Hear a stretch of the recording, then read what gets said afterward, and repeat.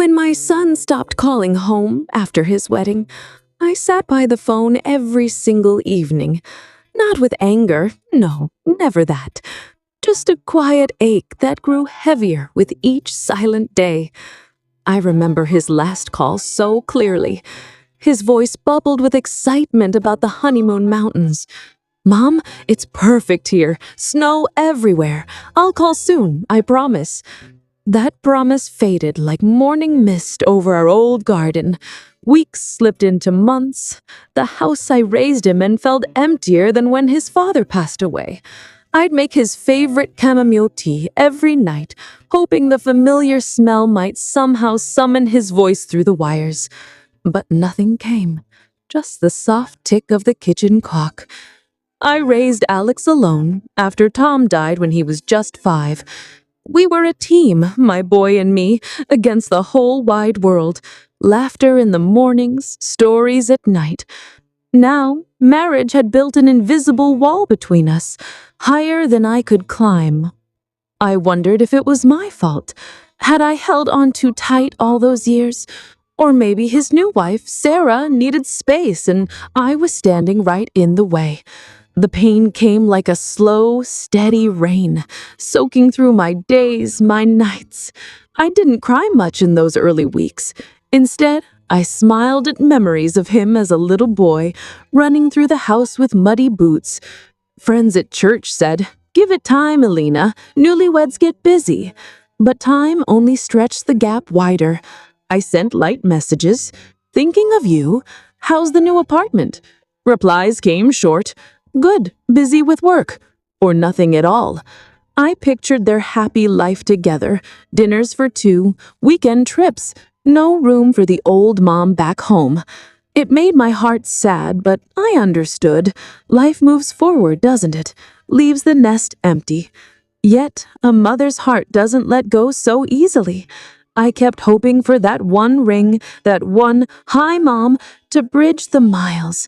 Until then, I waited, wrapped in quiet regret, day after day. Let me take you back to the beginning so you understand how we got here. My name is Elena Marie Thompson.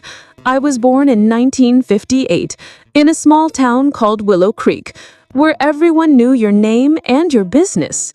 Houses sat close, porches full of rocking chairs, neighbors shared pies and prayers. I met Tom at 16. He worked summers at the mill, tall and quiet with kind brown eyes. We married at 19, full of big dreams, a house, kids, maybe a dog. Life felt simple, full of promise. Our son Alex came when I was 25. Oh, what a joy he was. 8 pounds, 2 ounces, with Tom's deep eyes and my dimpled smile. I held him close that first night in the hospital, whispering, "You're my everything now." Life settled into a sweet rhythm. Tom worked days at the mill, coming home smelling of sawdust and sweat. I'd have dinner ready, roast chicken, mashed potatoes, his favorite. Alex bladed on feet, banging pots like drums. Our house was cozy. 2 bedrooms, a kitchen with yellow curtains I sewed myself. Out back, a garden where I grew tomatoes and roses. Alex loved digging in the dirt, his little hands muddy. "Mommy, look, worm!" he'd yell, eyes wide. Sundays were church, then picnic by the creek. Tom would skip stones with Alex. I'd pack sandwiches and lemonade. Those days felt endless, golden. But when Alex was 5, everything changed. Tom started coughing, deep, rattling coughs that wouldn't stop. Doctors said it was his heart, worn out from years of heavy work. Tests, hospital stays. Then one rainy Tuesday, he was gone, just 42 years old. I remember standing in our kitchen, Alex tugging my skirt. "Where's Daddy?" he asked. I knelt down, held him tight. "Daddy's in heaven now, sweetheart, but we'll be okay, you and me." We were okay. I took a job at the elementary school as a lunch helper. Mornings I'd pack Alex's lunch, peanut butter sandwiches cut in triangles. Afternoons we'd walk home together, holding hands. Money was tight, but we made do. Alex was my light. He grew up kind, thoughtful. By 8, he was setting the table without asking. "Mom, I got it," he'd say, proud. We had our rituals. Friday movie nights, popcorn, and old westerns. He'd curl up beside me, head on my shoulder. Saturday baking, chocolate chip cookies that filled the house with sugar smells. "You're the best baker, Mom," he'd say, chocolate on his nose. School flew by. Alex was smart, always top of his class. Teachers loved him. Future engineer, they'd say. And he was. By high school, he built model bridges for science fair, won first place every time. College came fast. He got a full scholarship to the city university, 2 hours away. I helped pack his dorm room, blue sheets, his favorite lamp. Dropping him off, my throat tight. "Call me every Sunday," I said, hugging him hard. He did. First week's calls every few days. "Mom, the food's awful." Laughter in his voice. Stories about roommates, late-night study sessions. It kept us close, even miles apart. Graduation day, I sat front row, tears streaming. He walked across that stage, diploma high.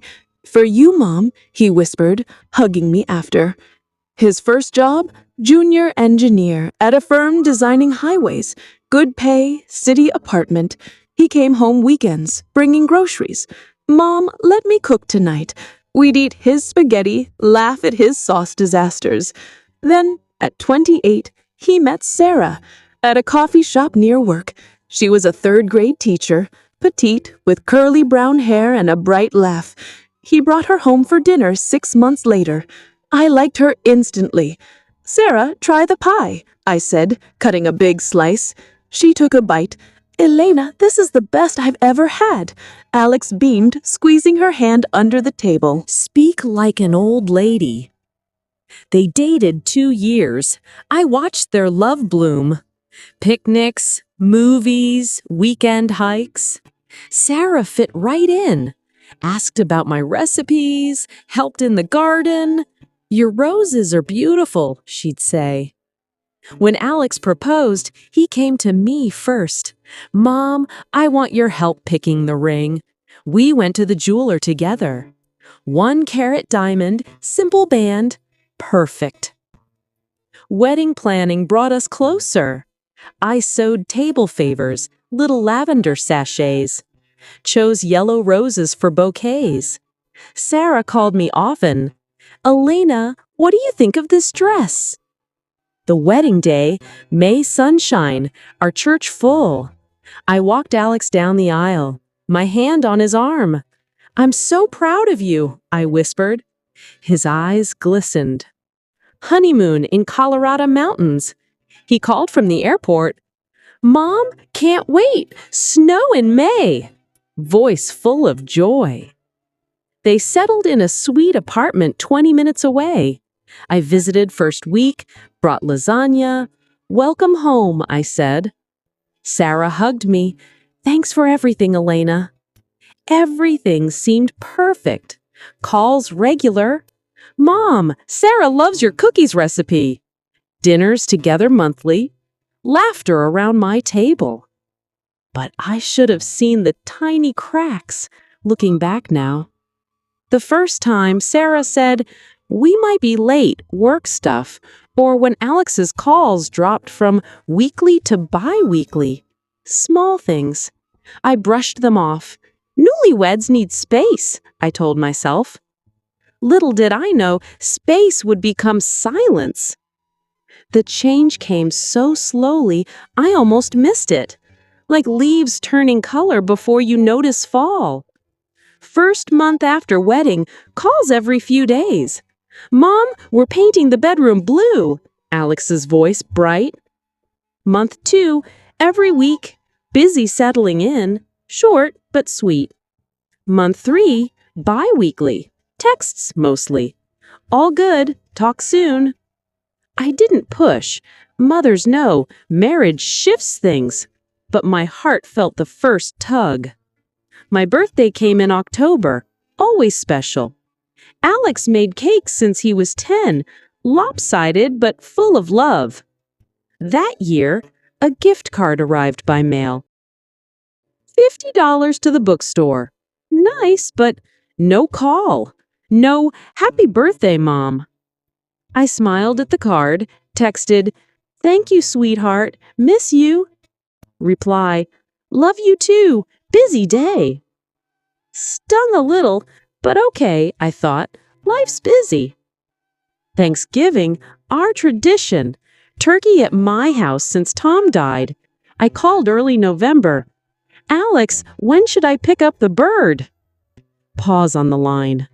"Mom, we might do our own thing this year." My chest tightened. "Oh, okay. Sarah wants to start new traditions?" "Yeah, her family's coming over." Voice apologetic. "I understand," I said softly. "Send photos." Hung up, sat at kitchen table. Turkey for one. Ate alone, rain tapping window. Christmas, always magical. Lights on our tree since Alex was little. He strung them first time at 6. That year, they invited me over. "Come Christmas Eve," Sarah texted. Drove through snow. Their apartment glowed. Exchanged gifts, sweater for me, cookbook for Sarah. Dinner polite, turkey store-bought. "Stay for coffee?" I offered as clock hit 9. Sarah glanced at Alex. "Early morning tomorrow, church brunch." Hugged goodbye. Drive home dark, quiet. Tree at home still bare. Hung lights alone. New Year came, no call. Texted, "Happy 2020." Reply, "You too." Pattern set. Silence growing. Spring, I planted annuals, marigolds, Alex's favorite. Texted photo. "Remember these?" Reply, "Nice." No visit. Summer, heat wave. Called, "Come for lemonade, cool off." "Sorry, Mom, out of town weekend." "Where?" I asked. "Beach with Sarah's friends." "Oh, have fun." Alone with lemonade. Ice melted. Fall again. My garden harvest. Apples, pumpkins, baked pies. Dropped one off unannounced. Sarah answered the door. "Elena, hi." Surprise in voice. "For you both," I said, handing pie. "Thanks. Alex at gym." Chatted 5 minutes. Her class stories. As I left, "Call if you need anything." Door closed quick. October, my knee acted up. Old arthritis. Called Alex. Just mentioning, "Doctor says rest." He said, "Take care, Mom. Love you." No offer to help. I managed. Cane and prayers. Thanksgiving again. Invited them. Just us 3? Sarah texted, "Family trip planned. Sorry." Their family, not mine. Cooked small turkey, ate by TV. Hallmark movie. Cried softly. Christmas, invited again. "Please come, trees up." She texted, "Can't, Mom, Sarah's parents hosting." Understood, sent gifts, scarf for her, tool set for him. Merry Christmas card. Reply, "Thanks, tree." No call. New Year, silent. Pattern locked. Once a month texts. I'd send, "How are you?" "Good," back. Year 2 started. I joined church book club. Read family stories. Shared mine shyly. My son, distant now. Mary nodded. Happens with marriage. Give space. Tried, but evenings hard. House echoed. Bought journal. Wrote memories. Alex's first steps. Mama at 2. Bike training wheels off at 7? Helped a little, but ache grew. Spring, sent birthday card, $100 check. His 31st. He texted, "Thanks, Mom." Deposited. No call. Mother's Day, flowers arrived, grocery store bouquet. Card to Elena. Love, Alex and Sarah. Nice, but mom missing. Vase on the table. Smiled through water in my eyes. Summer, heat wave. Called, Alex, can you look like old times? Sorry, mom, work trip. Call a guy. Did $300. Paid alone.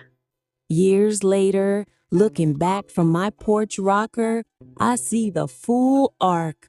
The silence that broke my heart also built my strength. 10 years gone, but 11 returned hundredfold.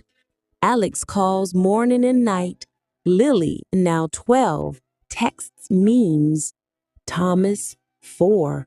Gamma, daily. Baby Sarah toddles to me first. The lesson came slow, like dawn. Family ties bend under storms. Marriage, jealousy, life pulls. But they rarely break if rooted in love. I waited with patience, not pressure. Kept door open, heart soft, no blame, just quiet hope. If you're listening, hurting from similar silence, a child drifted, in-law wall, years quiet, hold on gentle. Send light messages, bake that pie, pray nightly. They feel it, even unspoken. One rainy day they'll knock, hungry for home. Me, I'm full now. House echoes with Nana, not clock ticks. Garden blooms with Lily's help. Kitchen smells cookies, not just tea. Wheelchair rolls through grandkids' chaos. Perfect. Last Christmas, Lily gifted journal. Your turn, Nana. Write happy. Did. Pages full. Reunions, first steps, science fairs, bikes. Final entry tonight. Love wins. Always. Waited, worth it. As I rock here, sunset painting sky pink like our wedding roses, I whisper thanks. To Tom, watching. To God, patient. To Alex, home. To Sarah, peace. To Emma, family. And to you, listening in your quiet kitchen. Tea cooling, phone silent, smile through tears. Your knock comes soon, doors open. Love never forgets home.